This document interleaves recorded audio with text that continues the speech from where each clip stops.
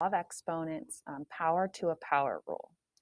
So in here, this means we have this, whatever's in the parenthesis is being raised to the power on the outside. And when that happens, that's power. This power is being raised to this power. So you're going to multiply those two numbers. So if it's x squared 5 times, we're going to do x to the 2 times 5, which is 10.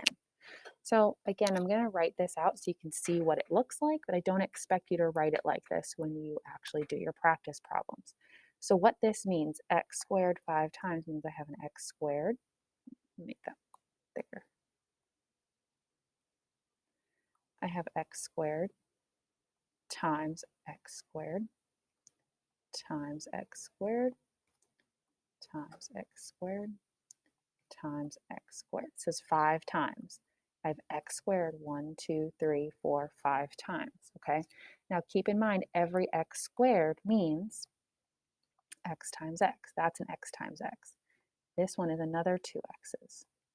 This one is another 2 x's. This one is another 2 x's. And lastly, this one is another 2 x's. So now I have 1, 2, 3, 4, 5, 6, 7, 8, 9, 10 x's. X to the 10th power. That's where that comes from.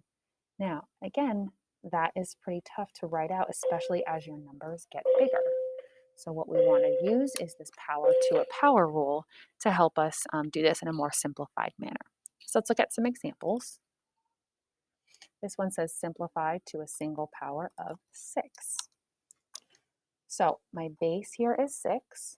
So I'm going to keep the 6 as the base, and I'm going to multiply the exponents. 3 times 5.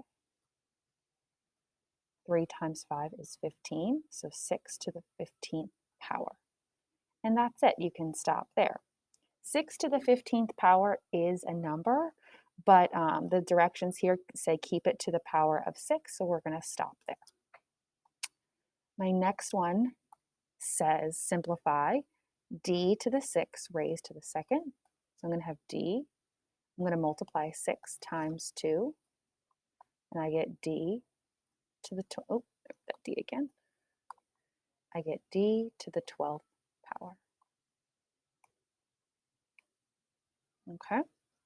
Now, sometimes you have more than just the variable in there, in the parentheses. For example, this one says 4c squared, okay?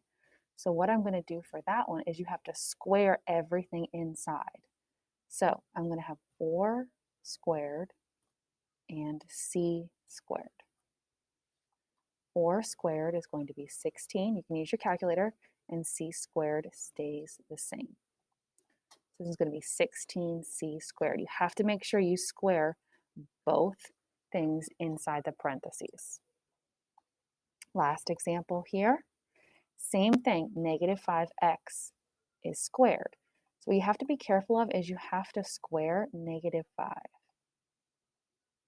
and then x squared, okay? When you type it into your calculator, make sure you type it like this, negative 5 squared, because that will give you the positive 25 that you need. If you don't, it'll give you a negative 25 because it's not actually squaring the negative 5.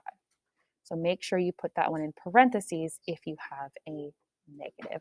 Again, we had to square both pieces that are in this parentheses. All right, go ahead and work on your practice problems in Delta Math.